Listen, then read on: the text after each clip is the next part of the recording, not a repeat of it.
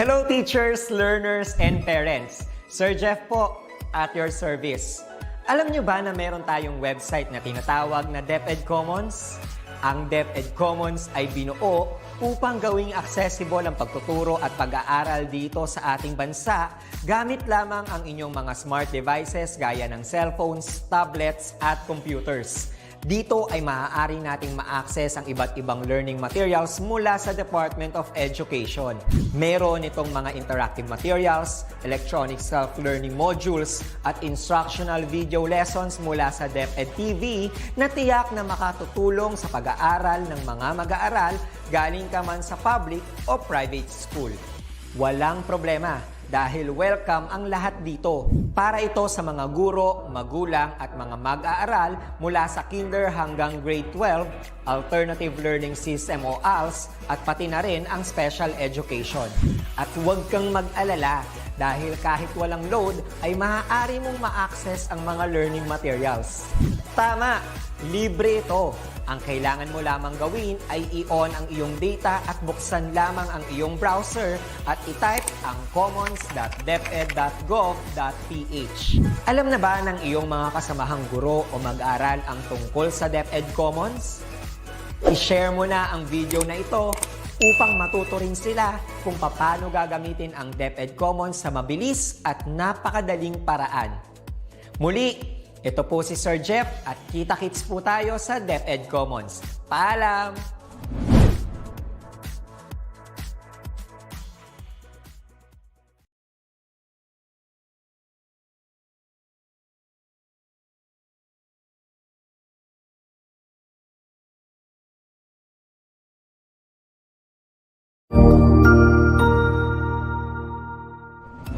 Magandang araw, Sir Wilbur po, at your service. Narito ang ETUlay upang gabayan ka sa inyong pag-aaral upang lubos na maunawaan ang iba't ibang paksa o subject. Ang ETUlay ay isang free online tutorial class na pinangungunahan ng ICT's Educational Technology Unit sa pamumuno ni Undersecretary Elaine Del B. Pascua. Ang programang ito ay hindi lamang para sa mga bata, kundi ito rin ay magsisilbing gabay sa mga magulang at mga guro kung paano nila ituturo o gagabayan sa bawat asignatura ang kanilang mga anak o mga estudyante. Sa kasalukuyan, ang self-learning module mula sa rehiyon ng Calabarzon at kilala sa tawag na Pivot ang ginagamit sa ating ETUlay online class. Kaya ano pang hinihintay ninyo? Ihanda na ang inyong mga ballpen o lapis, papel o kwaderno at samahan kaming itulay ang pagkatuto para sa bawat batang Pilipino. Sama-sama tayong magtutulungan para malampasan ang mga hamon sa panahong ito. Halina't matuto kasama ang inyong online tutor sa oras na ito.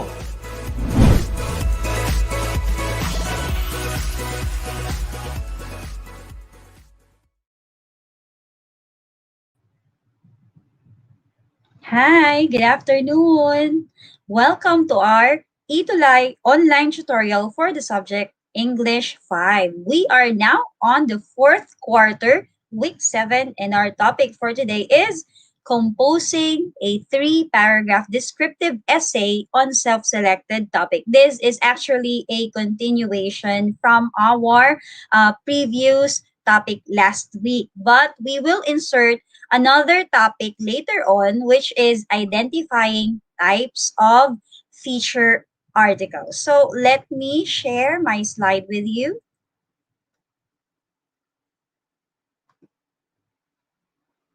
Okay.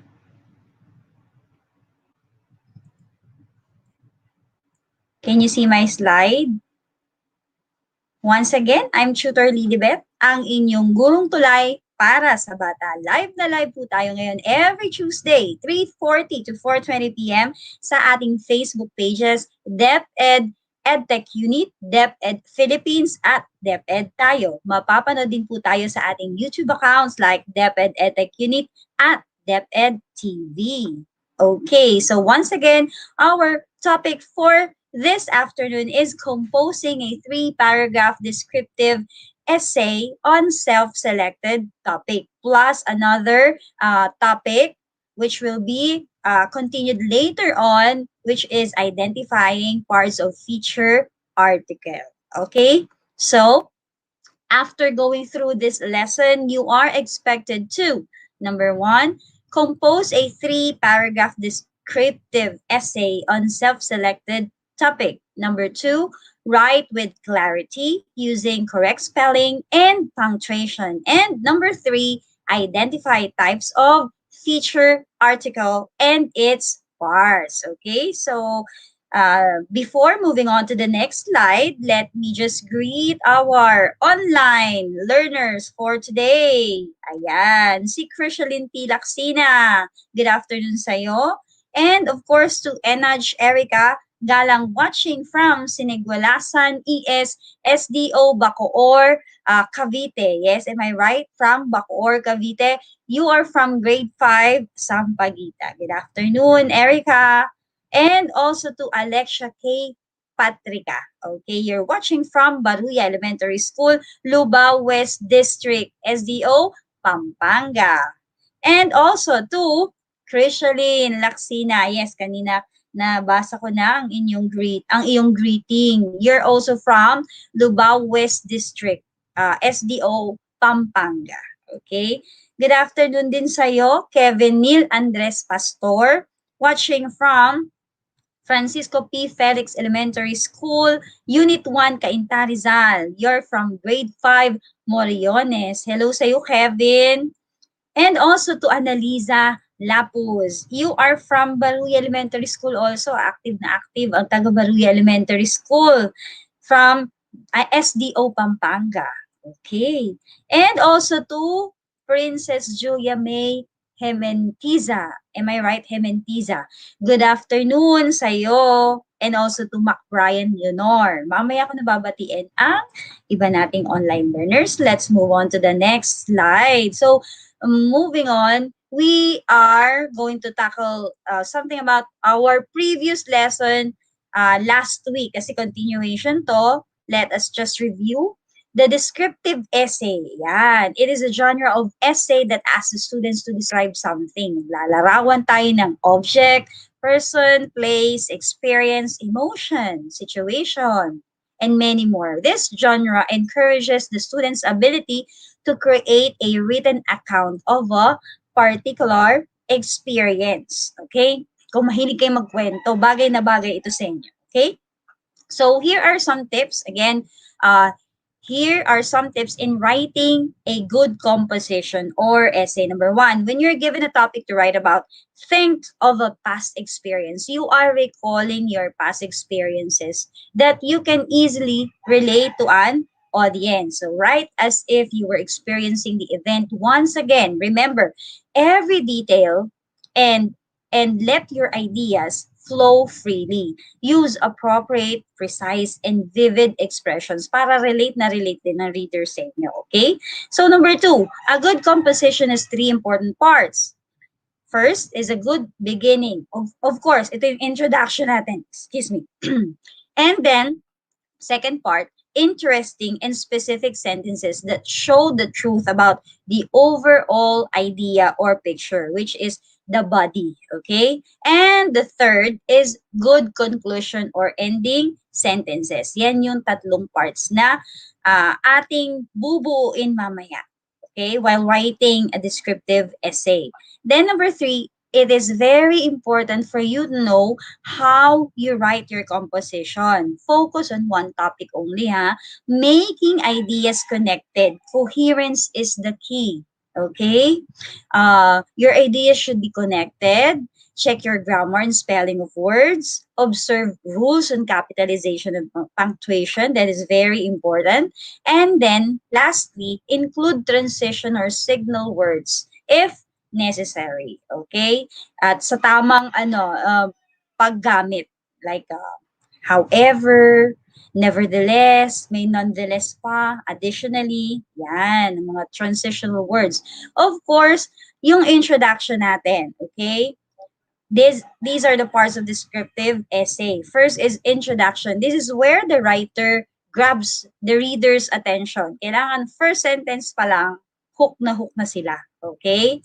And then, the second part is the body. This paragraph should include the strongest argument, most significant example, cleverest illustration, and obvious beginning point. Very important tong part ng essay na to.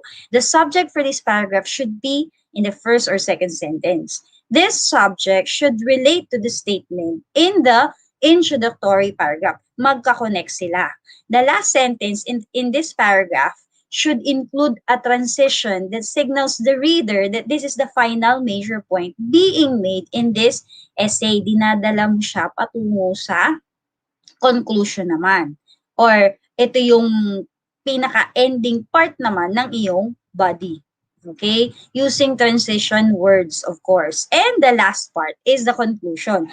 The third paragraph is the summary paragraph. It is important to restate the introduction and the supporting idea in an original and powerful way, as this is the last chance the writer has to convince the reader of the validity of the information presented. Okay? So, dapat ma-convince mo si reader before you end your essay. Okay? So, let us continue what we planned to do last week kasi naubusan na tayo ng oras. So, this was learning task number 3. Do you still remember? I read the paragraph but we were not able to answer it. So, ngayon, sasagutan natin. Okay?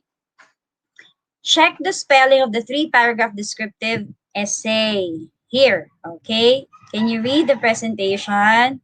Okay, so I'm going to read it. My family is very different than many others. I love my little sisters and my little brother, but they are not able to live with me. I love my mom and dad, but they are not able to live with me either.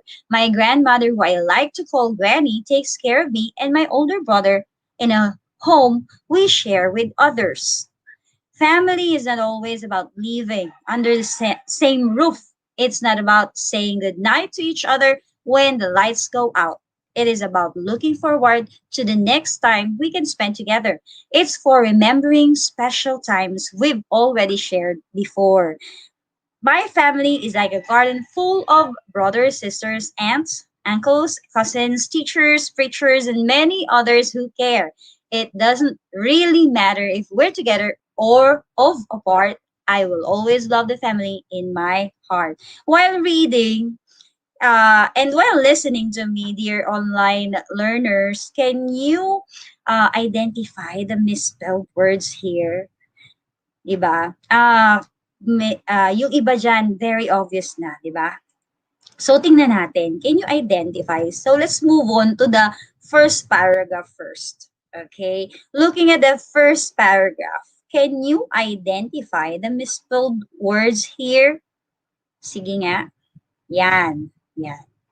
First paragraph muna. Can you mention? Comment down your answers.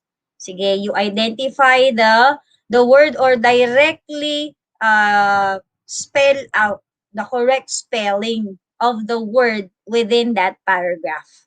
That is the introduction part of the essay. Okay, while waiting for your answers, let me greet Susana Baldiran. Good afternoon sa'yo. Taga saan ka? Let me greet also Vanessa Alimorong. Magandang tanghali. And then, hapon na pala. Magandang hapon sa iyo. Annalyn Lejano, watching from Hinero ES, SDO, Bungabon Annex, Division of Nueva Ecija.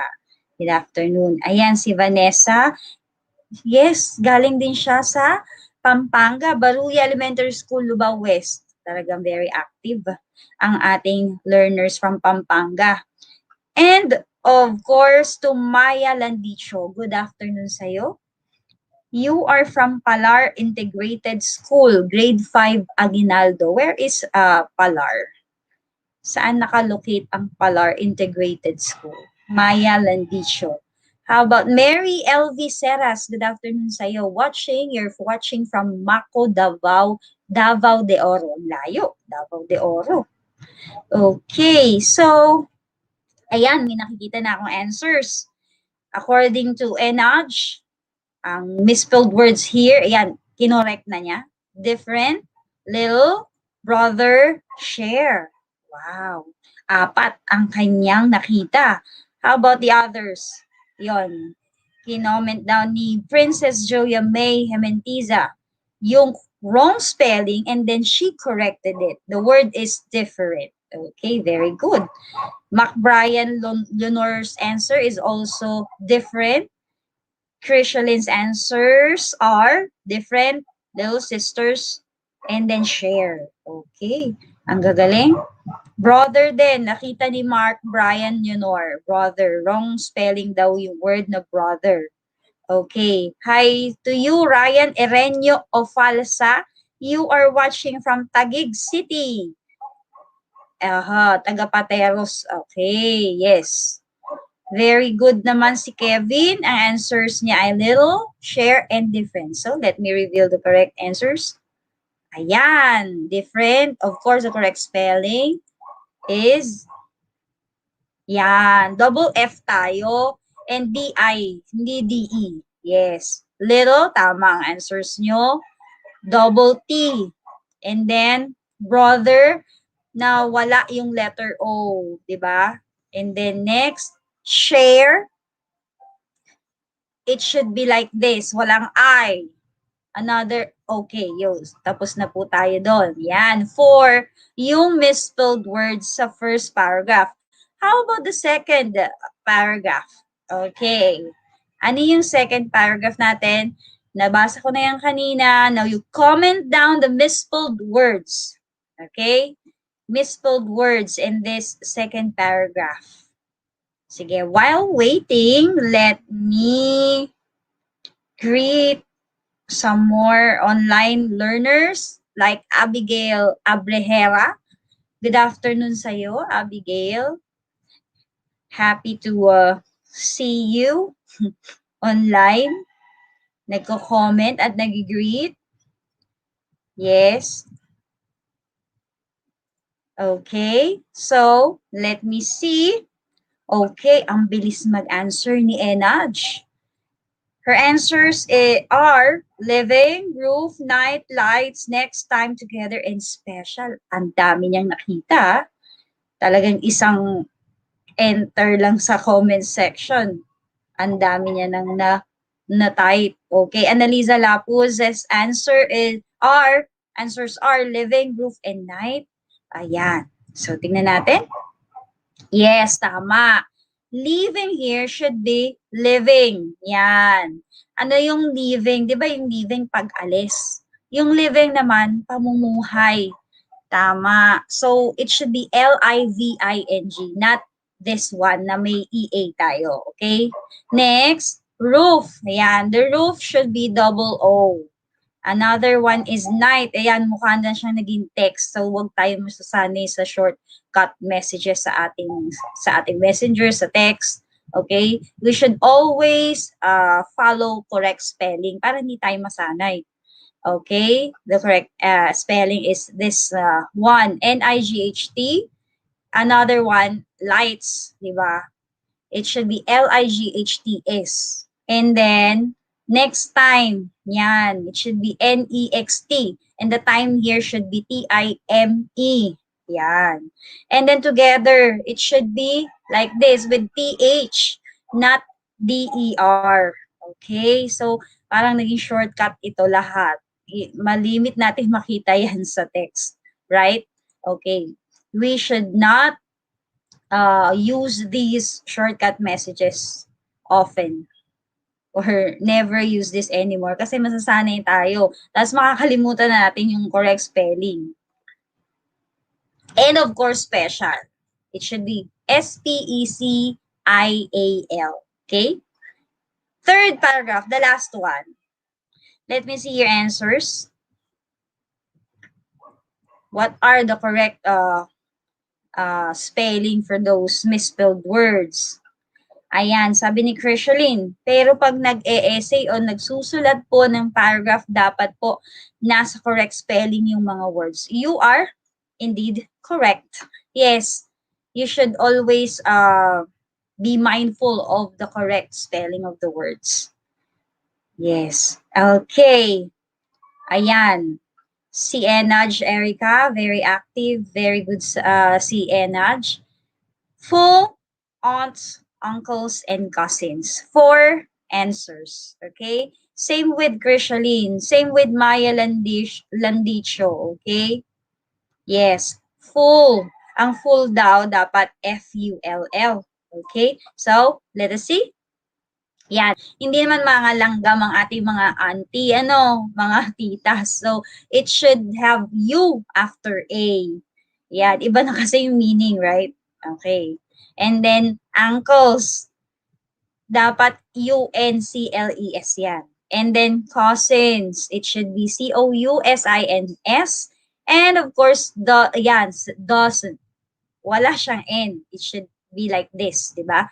Does, and then N, apostrophe T. It's a contraction, right? Of does and not. Another one is of. Together of apart, it should be or apart. Okay? Or apart. Yung may traces kasi yan. Kaya you should use or, not of. Okay, so let's move on to learning task number 4. Very good online learners. Are very active and your answers are mostly correct. Underline the mistaken spelling on the essay below and write the correct one. Okay, let me just read the paragraph first. My favorite place.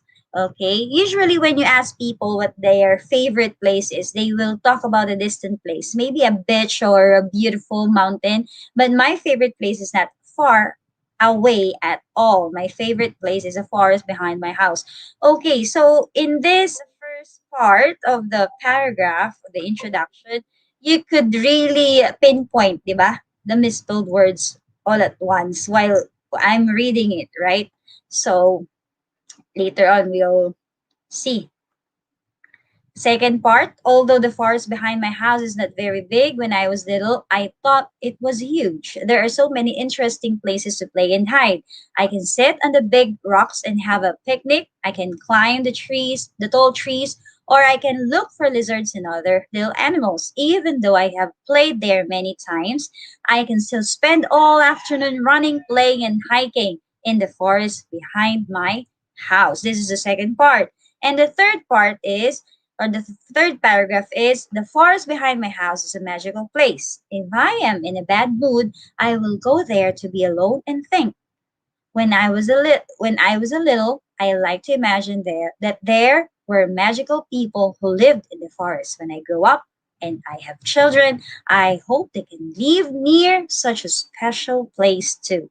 So, napakaganda ng essay, right?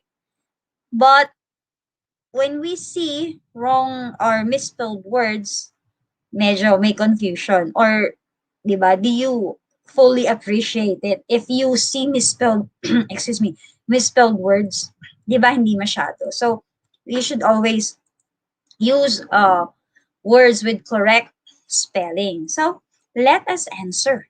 Okay, let's answer. Yan. By paragraph muna tayo. First paragraph.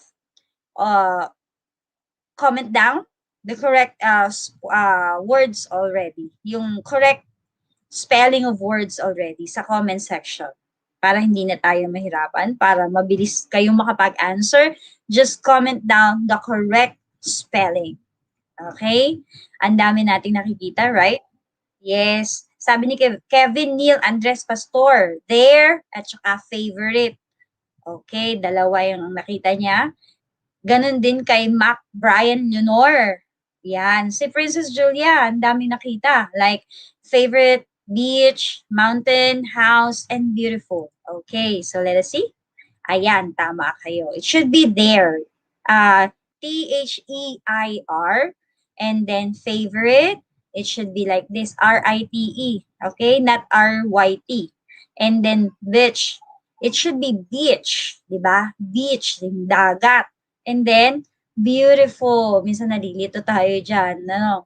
B-E-A-U. Okay? Ang correct spelling, T-I-F-U-L. Mountain.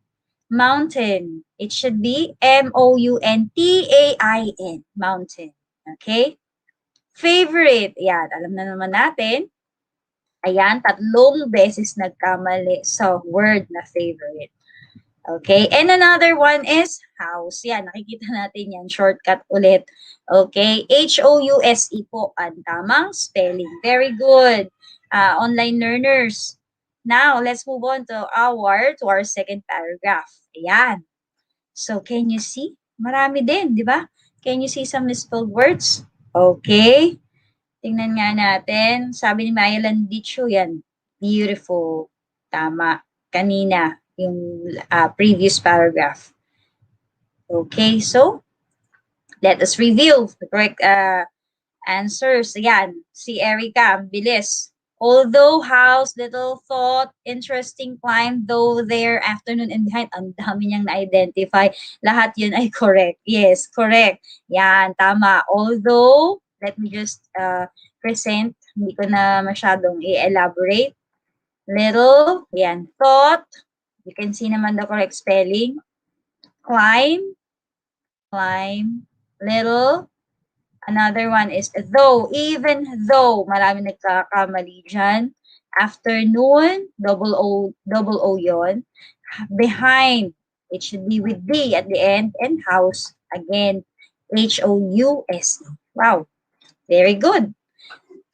Okay, ang daming answers kung nakikita. Thank you for your answers. Alexia K. Patrica, interesting. Oo, yan, identify na natin yan, interesting. Yes, wrong spelling nga ang nakita natin. Tsaka sa little, at tsaka though. Very good. Next, third paragraph. Ayan. May nakita na kayo? Yes, marami rin ako nakita. Actually, kanina pa, habang binabasa ko yung essay. Comment down the correct spelling. Okay, while waiting. Sino pang hindi ko nababate? Okay na? Yes. Si Krishaline, ang answer niya ay forest, house, little, imagine, live, at saka live pala. Live and special. Yes. So, let me reveal the correct answers. Yan, forest. Single R lang yan. Yan. Another one, house. Kanina pa yan na-identify. Little, yes, double T. Imagine, sumobra naman sa G. Single G lang yan. Another one, spatial ba yan? Spatial. It should be special. Diba? S-P-E-C-I-A-L. Yan. Now, let's have our learning task number 5. Ito na yung mismong ating activity kung saan you will write an essay.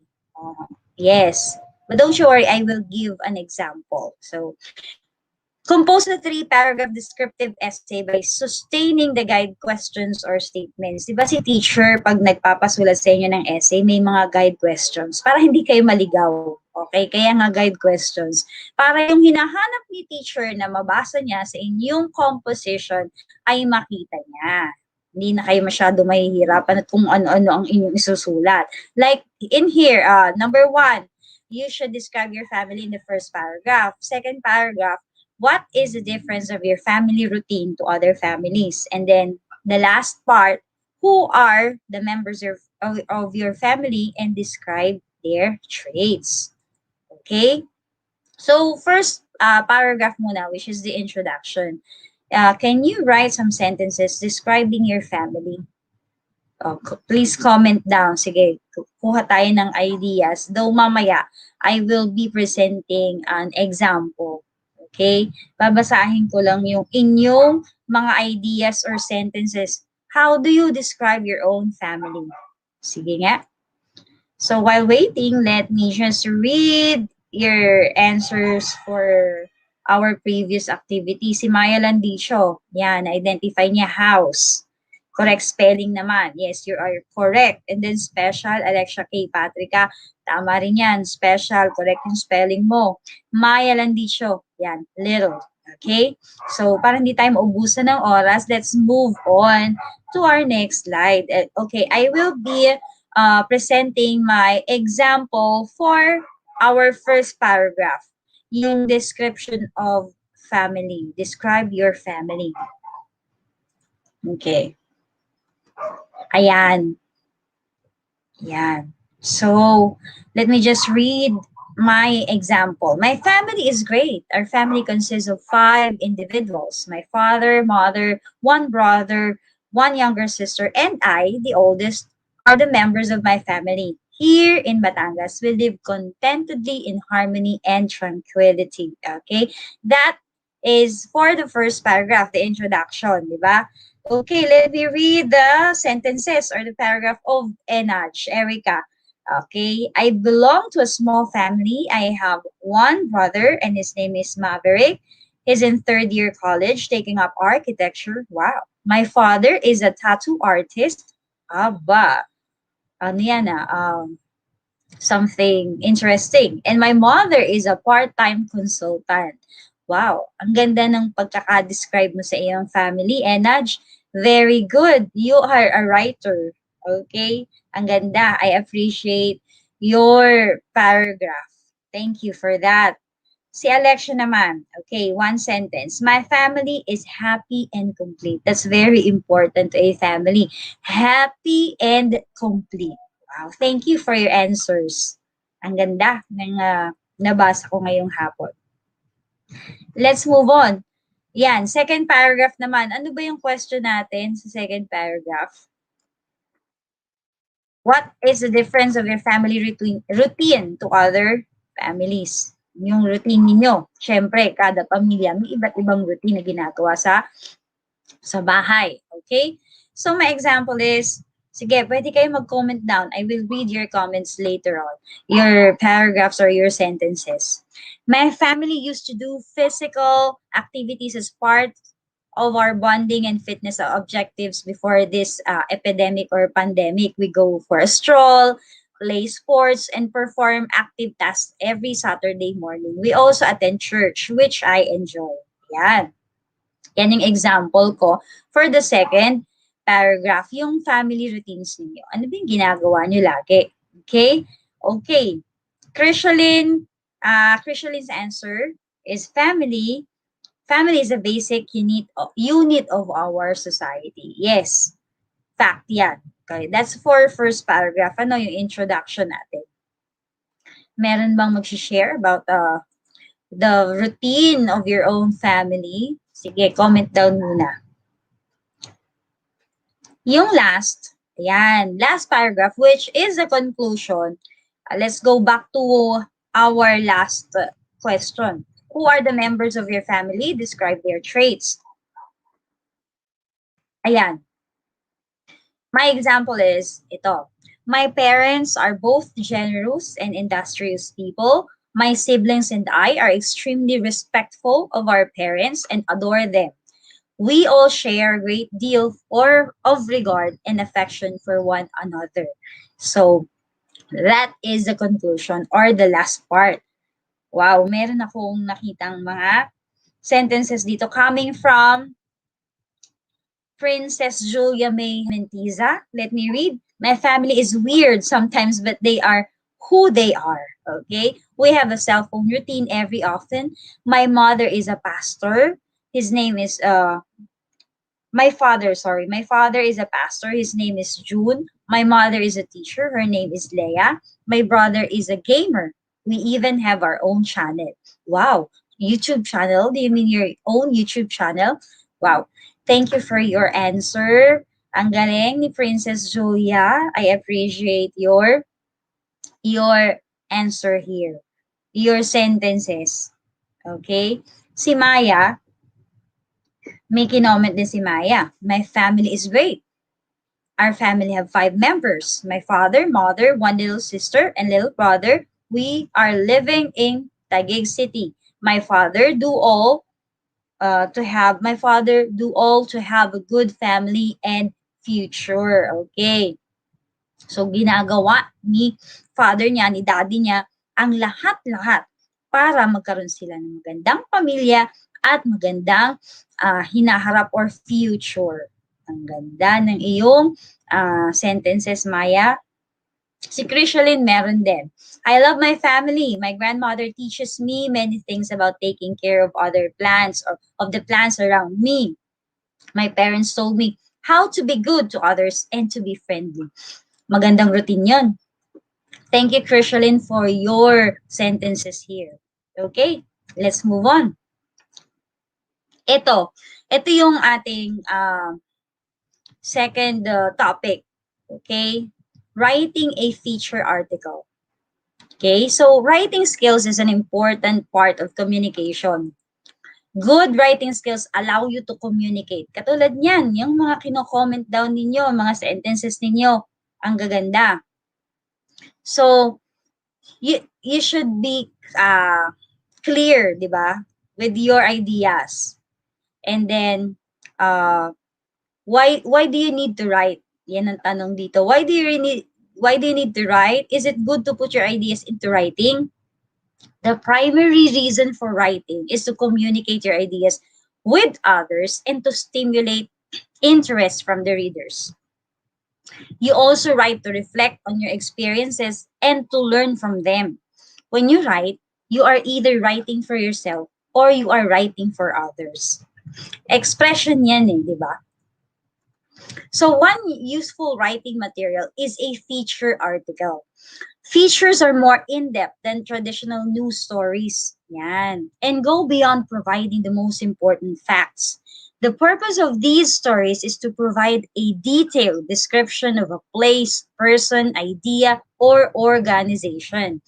Features are not meant to deliver the news firsthand. Hindi ka magbabalita talaga dito. They do contain elements of news, but their main function is to humanize, to add color, to educate, to entertain, and to illuminate.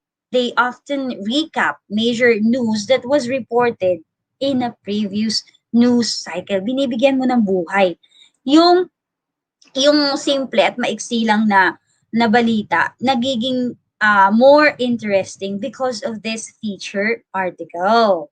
Okay. So often feature articles are about giving information of human interest, teaching in an audience how to do something, entertaining people from different walks of life, suggesting better ways to live, stories in newspapers and magazines other than straight news stories, editorials, or advertising. Sa Facebook pages, kung nag-join kayo sa iba't ibang groups, may makikita kayong simpleng blog ng isang tao. Pwede siyang maging feature article. Okay? A type of expository writing that requires this is a feature article also students not only to write a clear informational piece but also to present material with a personal and convincing angle or twist. An article that is a window into the human experience and highly creative, effective, and engaging article. Okay, so napakaganda magsulat ng feature article, lalo na kung very vivid ka mag-describe ng bagay-bagay. Okay, can you see my presentation? Hindi ba masyadong malabo?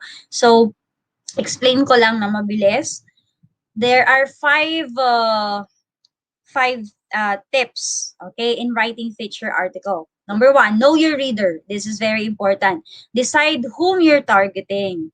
Picture the reader in your mind. If your target reader is a learner also, you should just imagine yourself as a learner at present. If the target reader is an old person or parents like your parents, you should think of how parents act or think. Ika nga, you should try to fit in their shoes too, di ba? Think how they think and act how they act in your writing. Why do you do this? So that your feature article is relatable. Makaka-relate yung readers mo sa'yo. So, number 2, know your end goal. Know what you want to happen as a result of your article. You should know your purpose. Why are you writing this? Do you want to inform or just to entertain? Do you want to encourage them to do something? This is your drive in writing. Okay? Number 3, explain why the reader should care. Don't make the article all about you. Make it relevant to the reader too. Huwag puro lagi ikaw yung bida. Make the readers feel they have to read till the end because they will learn something from you or your article and they will be satisfied after reading, diba? Number 4, share your information. This is the nuts and bolts of what you want to say, okay? This is the body of your article. Here, you may mention facts and opinions to support your argument. And number 5, anticipate questions. Be proactive, anticipate, and answer those questions. Of course, readers, while reading, have some questions lingering in their mind while continuously reading, di ba? Dapat as a writer, we know the questions that come to mind to if you mention in your writing a certain argument so that they could not ask for more, di ba? Yun po ang ating tips while writing feature articles. Ngayon, pahapyawan natin yung yung 7 types of feature articles, okay? So, most feature articles have elements of more than one kind. Yan, pwedeng combination ng 2 yan eh. Number 1, the human interest feature. This type typically reports on someone's success in spite of great odds. It may recall a tragic predicament. Ito yung fini-feature ang isang tao. Paano siya nakasurvive sa buhay, naging from mahirap, naging mayaman, gano'n.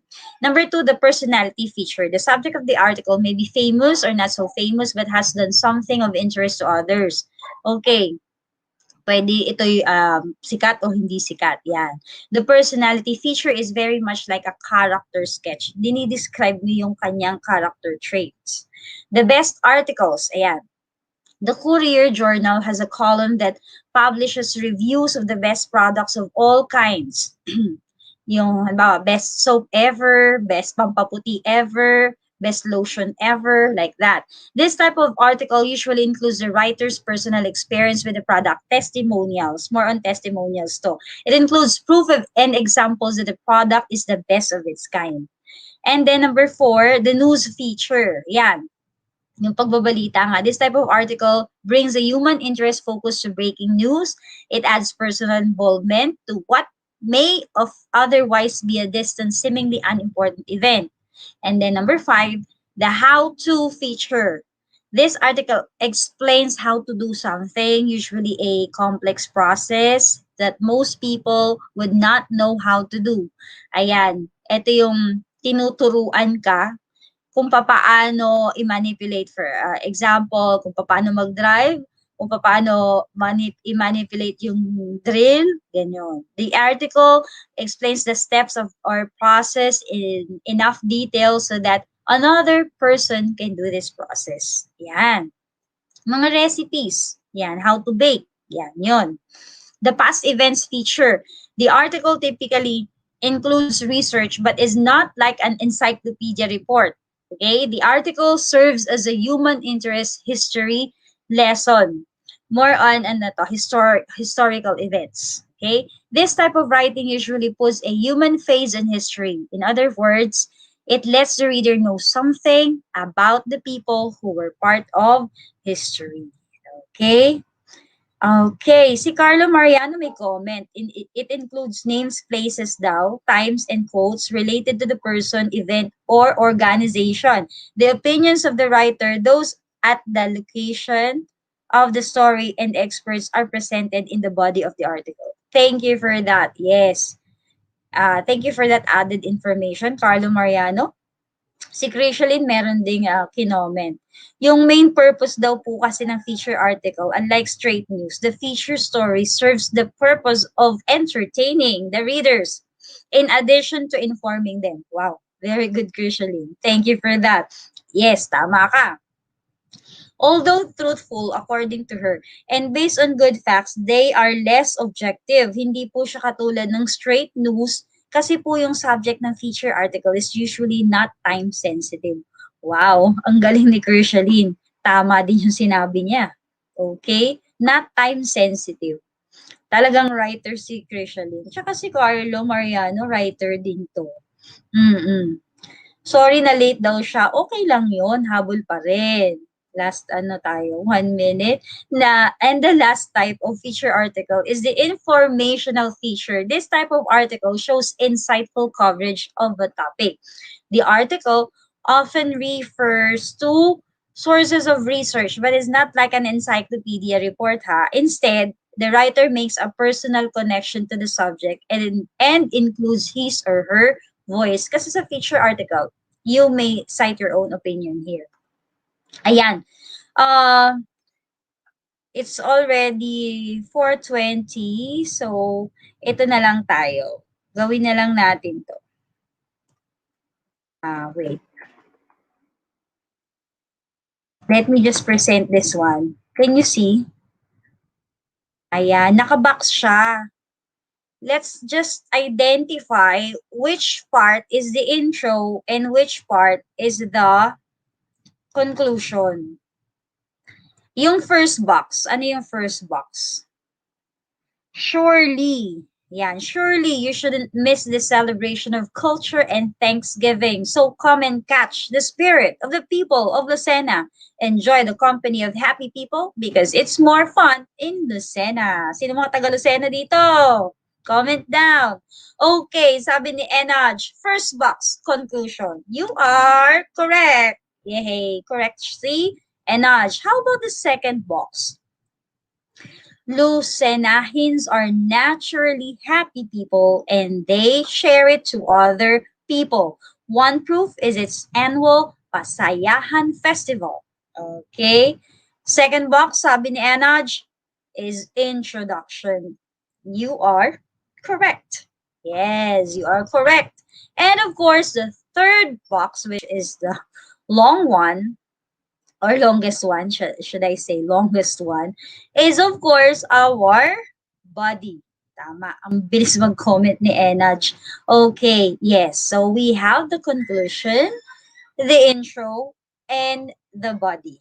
Yes. So, katulad din ng descriptive essay, ating feature article, same din yung parts niya. We have the intro, the body, and the conclusion. With that, let me just ask you to complete the sentence before I say goodbye. I learned blank. I realized that. You may post it or you may just tag me in my in my Facebook page, Tutor Lilibet. This is our link or this is my link. Yan, kindly screenshot na lang po. At mag-share kayo, what did you learn for this afternoon in my session? Okay? So, thank you for being so active. Thank you for your participation. And see you next week, our last week for this quarter, week 8. Sinasabi natin graduation week. Okay? So, see you all on Tuesday. Again, goodbye. Mwah. Thank you.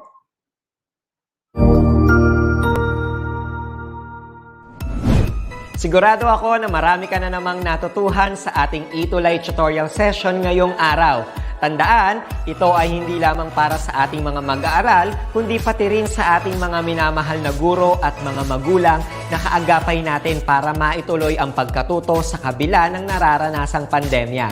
Patuloy ding sumubaybay sa DepEd TV para sa mga araling ginawang video episodes. Mapapanood ito mula Lunes hanggang Sabado, alas 7 ng umaga hanggang alas 7 ng gabi sa inyong mga telebisyon. Abangan bukas mula 1:00 ng tanghali ang iba pang aralin sa ating ETUlay free online tutorial session sa Filipino.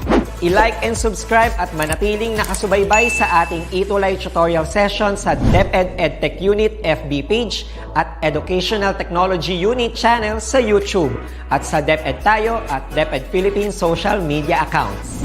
Paalam!